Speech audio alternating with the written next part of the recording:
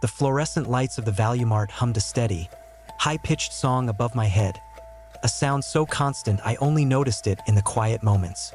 It was one of those quiet moments now. The clock on the wall, a cheap plastic thing with the store's logo slapped across its face. Read 9:45 p.m., a Tuesday in late October. Outside, the automatic doors would whoosh open to a parking lot washed in the orange glow of sulfur lamps. The blacktop still damp from an afternoon rain. The smell of wet asphalt and decaying leaves would linger in the air. A crisp, cold scent that promised a hard frost before morning. Inside, it was a different world. The sterile, climate-controlled smell of lemon-scented cleaner and the faint plastic odor of new merchandise. My lower back ached from standing on the hard linoleum for 8 hours, and the familiar dread of closing duties was starting to set in. Just another hour to go. My register was at the end of the lane, closest to the doors, giving me a perfect view of the emptying store. A few stragglers moved through the wide, brightly lit aisles. A young man in paint-splattered jeans bought a frozen pizza and a 2-liter of soda, his movements quick and purposeful. An elderly woman meticulously counted out coupons for cat food and oatmeal. I scanned their items, made change, offered the robotic "have a good night" that had become as automatic as breathing. My mind was already at home on my worn-out sofa, with a cup of tea and the mindless comfort of late-night television. Then the clock ticked to 9:46. I looked up, as I had started to do without realizing it over the past 2 weeks. And there he was, right on time. He was an older man, perhaps in his late 60s, though it was hard to tell. He moved with a slow, deliberate stiffness that could have been age or something else. He wore the same thing every night. A dark green canvas jacket, faded almost to gray at the elbows, and a brown corduroy cap pulled low over his brow. His shoulders were perpetually hunched, as if against a wind that only he could feel. He never made eye contact, his gaze fixed on the middle distance or on the contents of his handbasket. He moved down the grocery aisle, my aisle, with a ritualistic slowness. I watched his reflection in the glass door of the beer cooler. He would stop at the same spots, his hand reaching for the same items. A small loaf of white bread, a jar of smooth peanut butter, a single large banana, a can of chicken noodle soup, and a half-gallon of whole milk. I'd first noticed the pattern about a week into his nightly visits. It was the milk that clinched it. One night, after he'd left, I'd wandered over to the dairy section out of a vague, idle curiosity. I found the spot where the half-gallons of whole milk stood in a chilled row. Pulled one out. The date stamped on the plastic spout was yesterday's. He was buying expired milk. Every single night. Tonight, as he placed his basket on the conveyor belt, I felt a familiar knot tighten in my stomach. It wasn't fear, not exactly. It was a deep, unsettled curiosity, a feeling that something was fundamentally wrong in this quiet, repeating scene. The store was so quiet I could hear the soft thud of each item as he set it down. Bread, peanut butter, banana, soup, and finally the milk. I picked it up, my fingers cold from the plastic bottle. I didn't need to look. I knew the expiration date was already past. "Find everything all right tonight?" I asked, my voice sounding too loud in the hushed space. He didn't answer. He just nodded once, a short, sharp dip of his chin. His eyes fixed on the little digital display that showed the running total. His hands, I noticed, were rough and calloused, the hands of a man who had worked with them his whole life. There was a fine tremor in his right one. I scanned the milk last. The register beeped its acceptance, indifferent to the date. "That'll be $14.38. He pulled a worn leather wallet from his back pocket and counted out the exact change, laying the coins on the counter with careful precision. He never used bills. It was always change. I swept the coins into my palm, the metal warm from his pocket, and dropped them into the register. "You have a good night," I said, putting the items into a plastic bag. He took the bag without a word, his fingers brushing mine for a fraction of a second. His skin was ice cold. Then he turned and walked towards the automatic doors. They slid open with a hushed sigh, and the cold, damp air of the October night swept in, carrying the scent of the forest that bordered the far end of the parking lot. For a moment, He was a silhouette against the orange-tinted darkness, and then he was gone. The doors closed, sealing the warmth back in. But the chill from outside seemed to have settled in my bones. I leaned against the register, the hum of the lights suddenly feeling oppressive. Who was he? Why did he come at the same minute every night? Why the expired milk? The questions swirled in my head, no longer just idle curiosity, but a pressing need to know. The logical part of me, the part that had been working this job for 3 years to pay for community college, said it was none of my business. He was just a lonely old man, set in his ways, maybe a little confused. But the other part of me, the part that grew up hiking the woods of this very state, the part that trusted instincts honed by paying attention to the subtle signs of the natural world, felt a different pull. This wasn't just confusion. This was a ritual, compulsion. And that milk, buying expired food once was a mistake. Buying it every night was a message, a desperate one. My shift ended at 10:30. I clocked out, the ritual of sliding my time card into the machine feeling just as automatic as the old man's shopping.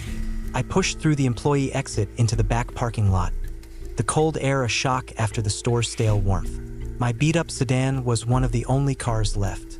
Across the vast, empty expanse of asphalt, the tree line began, a solid wall of darkness under a sky choked with clouds, hiding the moon. I usually drove straight home, but tonight I didn't. I got in my car, started the engine for the heat, and just sat there, staring at the edge of the woods. The Value Mart was on the outskirts of our small town, a last outpost of commerce before the land gave way to state forest. I knew those woods. As a teenager, I'd spent countless hours on the trails that snaked through them, learning the smell of pine sap and damp earth, the sound of a red squirrel chattering in alarm, the safe, solid feel of granite bedrock under my boots. The man had come from that direction. I was sure of it. There were no houses down the old service road that ran past the back of the store, just a few decaying hunting camps and miles of untouched wilderness. I sat there for 20 minutes, the heater blasting, my breath pluming in the cold air inside the car. My instincts were screaming at me.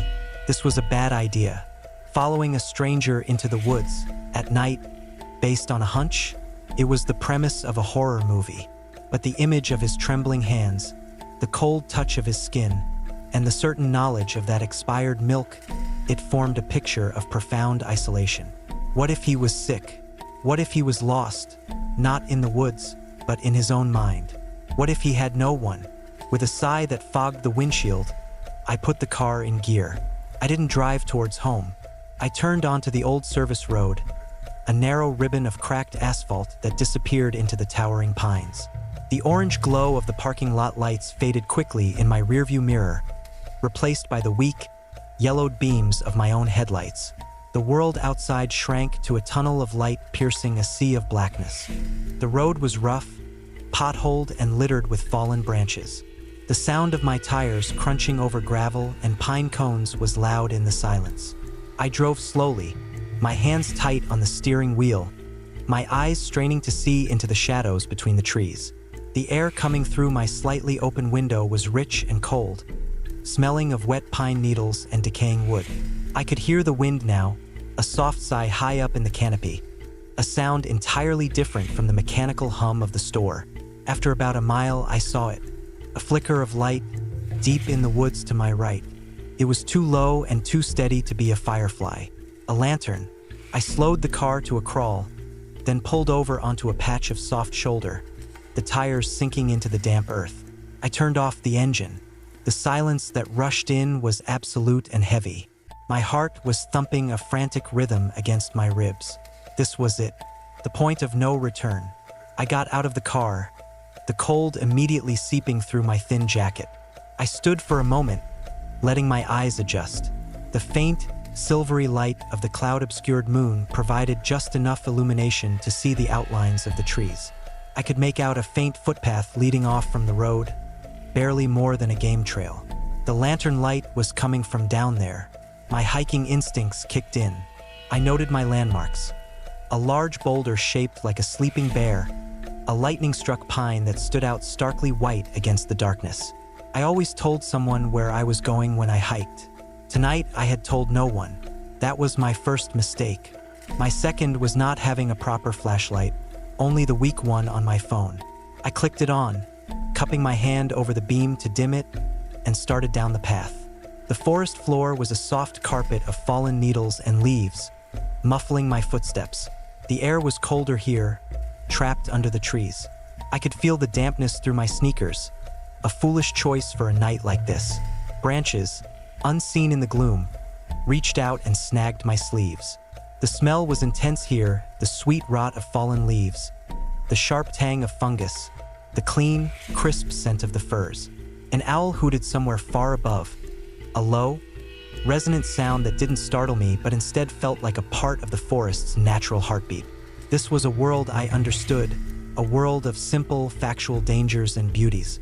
It felt more real, somehow, than the fluorescent aisles I had just left. I moved slowly, placing my feet with care, pausing every few steps to listen. I could hear the scrabble of some small creature in the undergrowth to my left.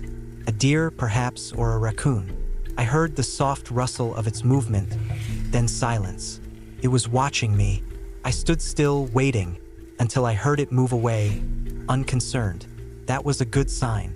Prey animals know when a true predator is near. The lantern light grew brighter.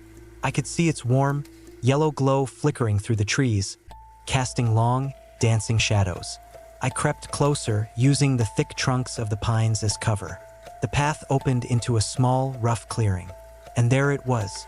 A small, dilapidated cabin stood in the center of the clearing. It was old, its logs dark with moisture and age, the roof sagging in the middle. One window was boarded up. The other, beside a heavy wooden door, showed the source of the light. The clearing was tidy in a stark way. A neat stack of firewood was covered by a tarp. An old, rusted water pump stood near the door, and sitting on a stump, staring into the flames of a small, contained fire pit, was the man from the grocery store. He had taken off his corduroy cap, revealing a head of thin, white hair. His green jacket was unzipped. He was just sitting there, motionless, his profile etched in the firelight. He looked tired, deeply, fundamentally tired. On the stump beside him sat the plastic Valu-Mart bag, its contents neatly laid out. I stood there, hidden in the deep shadows of the tree line, my breath caught in my throat. I should leave. I had my answer. He lived out here in the woods. That explained the shopping, the same items, the need for exact change. But it didn't explain the milk. As I watched, he stirred. He reached into the bag and pulled out the half-gallon of milk.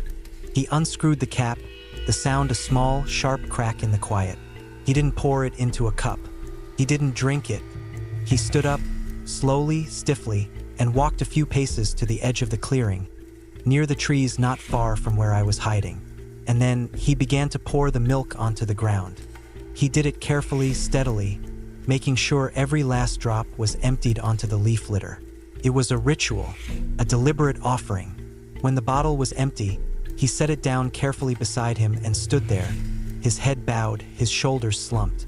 The meaning of it hit me with the force of a physical blow. It wasn't that he didn't know the milk was expired. He knew. He needed it to be expired. He was reenacting something, a memory, a last supper, a goodbye.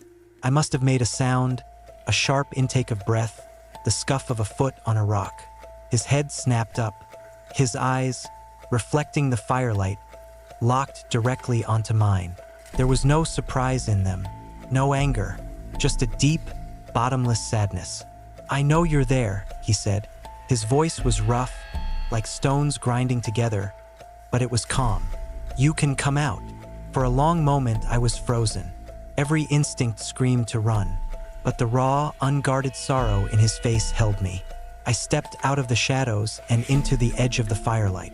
The warmth from the flames was a welcome sensation on my cold skin. I'm sorry," I stammered. "I'm the cashier from the Valu-Mart." I was concerned. He nodded slowly, as if this was the most natural thing in the world. "It's all right," he said. "It's a cold night. Come warm yourself by the fire."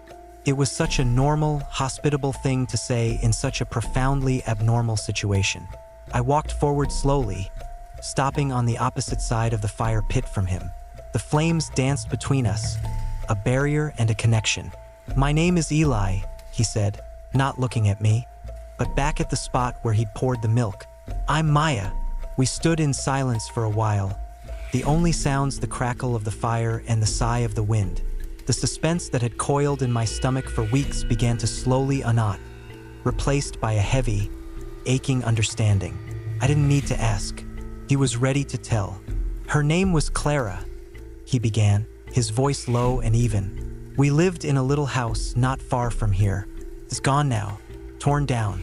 We were married for 42 years. He paused, swallowing hard. "She got sick. In the end, it was just the two of us out here. I took care of her." He looked at me then, and I saw the weight of those years in the lines on his face. The last thing she ever asked for was a glass of milk. It was late, past 9. I drove to that store, the one that was here before the Value Mart. I bought bread, peanut butter, a banana for her breakfast, a can of soup for mine, and the milk. I was in such a hurry to get back to her. He looked down at his empty, trembling hands. When I got back, she was gone, just gone. And the milk, I looked at the date later. It had expired that day. The pieces clicked into place with a terrible final clarity. The time, 9:46. The items, the expired milk. He wasn't confused. He was trapped. Trapped in the last moment of his old life, trying to get it right, or perhaps trying to never let it end. "I'm so sorry, Eli," I whispered, and the words felt utterly inadequate. He gave a small, sad shrug. "The world moved on. They built the new store, but I can't. If I buy the milk with a future date, it feels like I'm accepting that she has a future without me, that I have one without her. This way, I'm still on my way home to her. This way, she's still waiting." Tears welled in my eyes, not of pity, but of a profound grief for this man and his love. A love so vast it had become a prison. He came every night to purchase the artifacts of his greatest sorrow, to perform the ritual of his loss, pouring out the milk that was already dead, like his hope. We stood there for a long time, not speaking. The fire began to die down, the embers glowing a deep, pulsing red. The cold of the night began to seep back in. "You should go home, Maya," he said softly. "It's not safe for a young woman to be out here in the dark." "What about you?" I asked. "This is my home," he said, gesturing to the dark cabin, the silent woods. "It's all I have left." I knew then that I couldn't save him. I couldn't break him out of his ritual. It was the thread that held him to this world. My intervention, my clumsy concern, hadn't solved anything, but maybe it had done something else. I nodded. "Okay." I turned to leave, then stopped. "I'll see you tomorrow, Eli."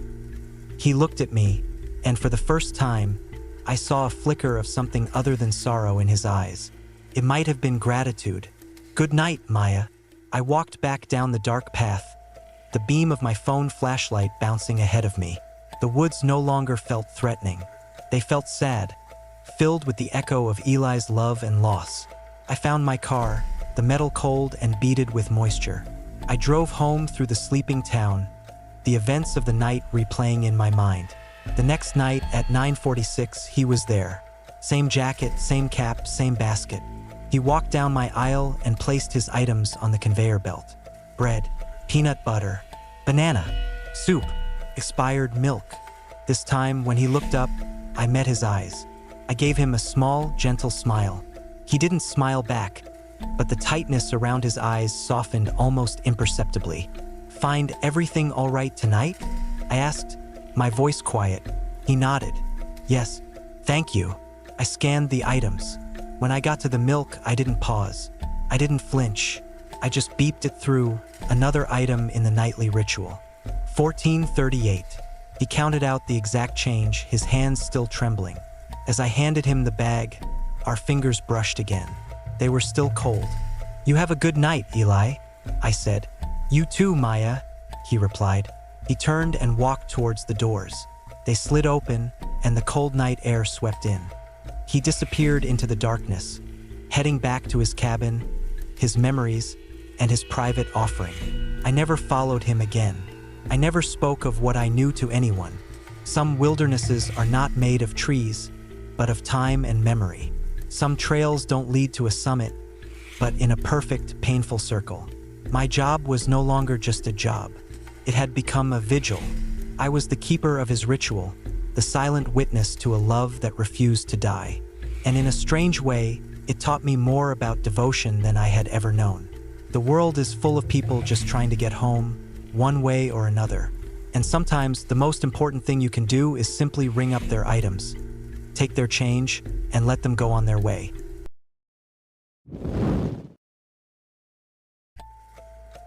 The rain started just as the sun gave up, a slow, cold drizzle that blurred the line between the gray sky and the flat, brown fields of late autumn in Kansas.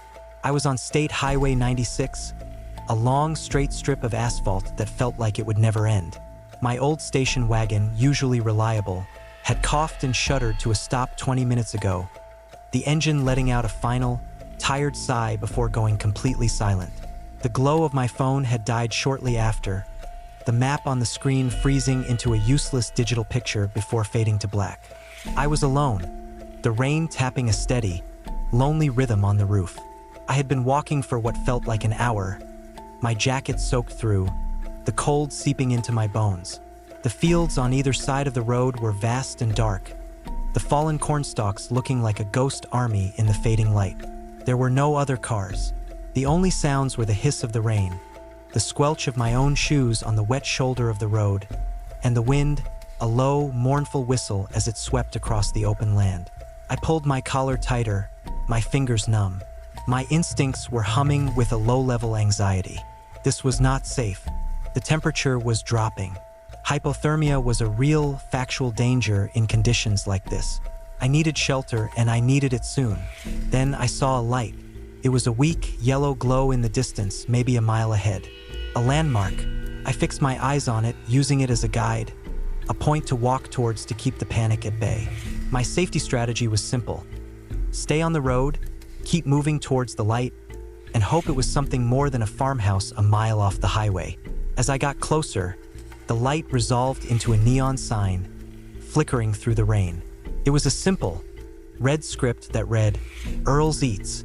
Below it, a smaller sign promised pie and coffee, 24/7. The building was a long, low-slung box of a diner, with wide windows that were steamed up from the inside. A few pickup trucks were parked haphazardly in the gravel lot. It was the most beautiful thing I had ever seen. I pushed the door open, a bell jingling overhead. The warmth hit me first, a thick, comforting blanket of air smelling of fried food, fresh coffee, and wet wool. The diner was a classic American scene. A long counter with red vinyl stools ran along one side, and a row of vinyl-upholstered booths lined the windows. The floor was checkered linoleum, worn pale in paths to the coffee machine and the kitchen pass-through. A few locals were scattered around, a couple of older men in seed caps at the counter, a family in a booth, a truck driver studying a map. They all looked up as I entered, their conversations pausing for a beat. A stranger was news out here. I slid into a booth near the door, the vinyl letting out a soft sigh. I could feel the warmth returning to my hands, a prickling, painful sensation. A waitress named Darlene, according to her name tag, came over. She had a kind, tired face and a coffee pot permanently attached to her hand. "Rough night to be out walking, honey?" she said, her voice as warm as the room. She filled a thick, white mug with coffee without asking. "My car broke down a ways back," I explained, wrapping my hands around the mug. The heat was a lifeline. She nodded sympathetically. "I'll call Bobby. He's the only tow for 30 miles. He's probably in here for pie in a bit. In the meantime, get some hot food in you. Burger and fries sound good." Sounded like a feast. I nodded, and she bustled off, calling my order through the pass-through to an unseen cook. I sat back, sipping the strong, bitter coffee, and felt a profound sense of relief. I was safe. This was a haven. I watched the rain streak down the windows, turning the outside world into a wavering, dark painting. The diner felt like a ship on a vast, dark ocean. About 20 minutes later, the bell on the door jingled again. A man walked in, But he was not Bobby the tow truck driver. He was tall and thin, dressed in a dark suit that was too formal for the place and the weather. It was perfectly dry, which was the first strange thing. The rain was still coming down in sheets outside. He carried a small, polished wooden case. His face was pale and strangely smooth, and his eyes were a very light, calm blue. He didn't look at anyone, but walked directly to the last booth in the back, the one tucked into the shadows, and sat down. The low murmur of conversation in the diner, which had resumed after my entrance, died down again. This was a different kind of silence. The men at the counter subtly turned their stools to get a better view. The family in the booth stopped their quiet bickering. Darlene approached him, her usual friendly demeanor tempered with caution. "What can I get for you?" she asked, her voice a little quieter than before. "Just coffee, thank you," the man said. His voice was soft, but it carried in the quiet room. It was a neutral voice without a discernible accent. Darlene brought him a mug and filled it. He did not add sugar or cream. He simply placed his hands on the table on either side of the mug, his long, pale fingers resting perfectly still. He did not drink. He just sat there, looking at the steam rising from the cup. A feeling settled over the diner, a feeling I can only describe as a heavy stillness. It wasn't fear, not yet. It was a deep, collective curiosity, a sense of waiting. The rain on the roof seemed to grow louder. The fryer in the kitchen hissed. The clock above the counter ticked. These ordinary sounds felt amplified, each one a small event. Then the man in the suit did something strange. He opened the polished wooden case on the seat beside him. Inside, nestled on dark velvet, was an object that looked like an old-fashioned compass, but it was made of a dull, brassy metal and had no markings on its face. Instead of a needle, there was a single dark sphere that looked like a polished river stone, resting in the center. He placed the device carefully on the table in front of him. We all watched, no one pretending not to. The sphere began to move.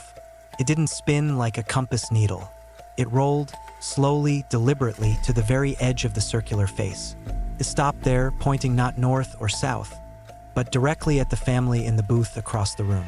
The family, a man, a woman, and a boy of about 8, looked at each other, confused and a little uncomfortable. The man in the suit looked at them, his expression unchanged. He gave a small, almost imperceptible nod. The boy, whose name was Tommy, looked down at his glass of chocolate milk, and then the glass slid 6 inches across the formica table all by itself. It didn't tip over. It just moved smoothly, as if pushed by an invisible hand. Tommy yelped and scrambled back in his seat. His parents stared, their mouths open. A pause hung in the air, thick and disbelieving. The man in the suit looked down at his device again. The dark sphere rolled back to the center, then immediately rolled to point directly at one of the old men at the counter, a fellow named Hank who was known for his stories about the old days. Hank, seeing the sphere point at him, let out a grunt. "What in the Sam Hill is that thing?" he demanded. The man in the suit did not answer. He simply looked at Hank's coffee mug. The mug, full of hot coffee, lifted into the air. It rose about a foot, hovered for a second, and then gently floated back down onto the counter, without a single drop spilled. Hank stared at it, his face pale. He reached out a trembling hand and touched the mug, as if to confirm it was real. My own heart was beating a hard, steady rhythm against my ribs. My instincts were a jumble. There was no threat of violence here, no aggression from the stranger. But the world, the solid, predictable world I understood, was bending. The rules of physics felt loose, like a rope that had begun to fray. I looked at the steam on the windows, the ordinary salt and pepper shakers on my table. They were all still there, but they felt different now. They felt like props. The sphere in the device moved again. This time, it pointed at Darlene, who was standing frozen by the coffee machine. Her order pad, which had been tucked into her apron pocket, slipped out and fluttered to the floor. As it fell, the pages riffled, and for a moment, the handwritten orders on them seemed to glow with a soft, golden light before fading back to normal. Darlene bent down slowly to pick it up, her eyes wide. Then the sphere pointed at me. A cold dread washed over me, entirely different from the chill of the rain. I felt seen in a way I never had before. The man in the suit turned his calm, light eyes towards me. He didn't speak. He just looked. I looked down at my own coffee mug. The surface of the dark liquid, which had been still, began to ripple. It wasn't from a vibration in the table.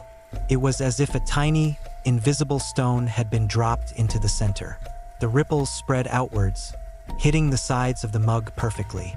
And then, in the center of the liquid, a single perfect maple leaf, bright orange and red as if in peak autumn, surfaced from the depths. It was impossible. It was there. I reached out and touched its waxy, real surface.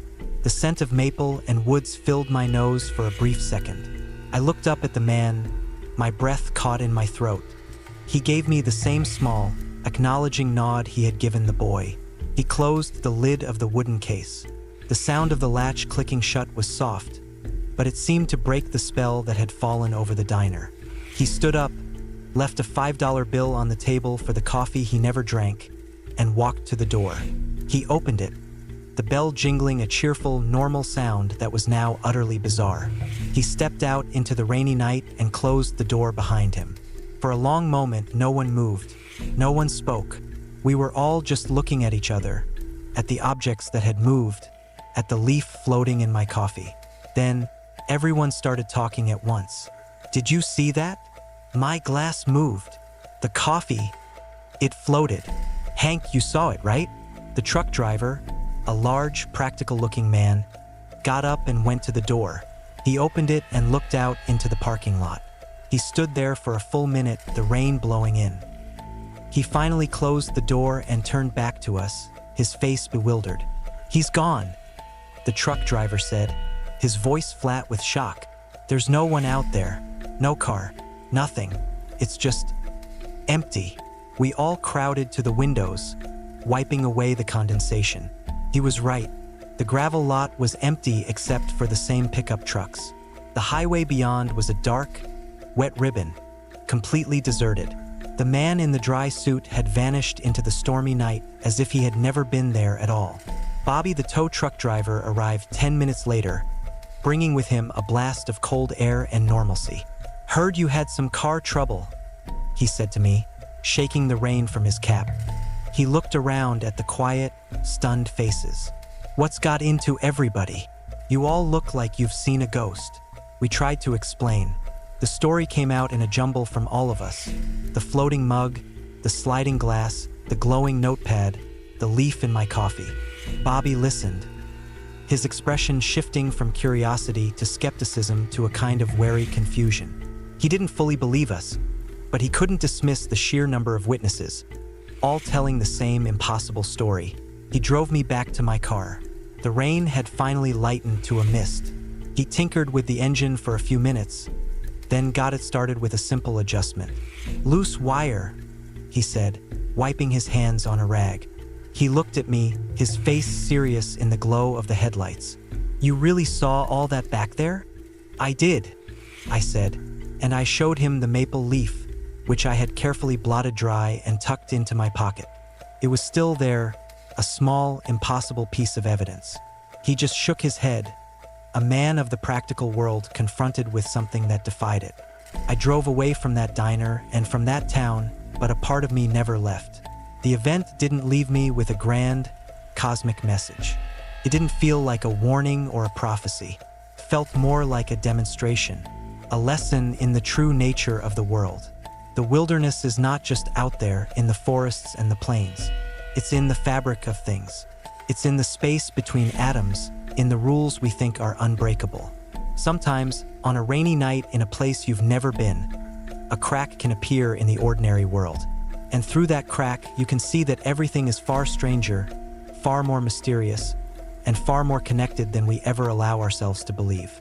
The man in the suit wasn't a ghost or an alien. He was, I think, a reminder that the map is not the territory, and that even in a Kansas diner, over a cup of bad coffee, wonder is still possible.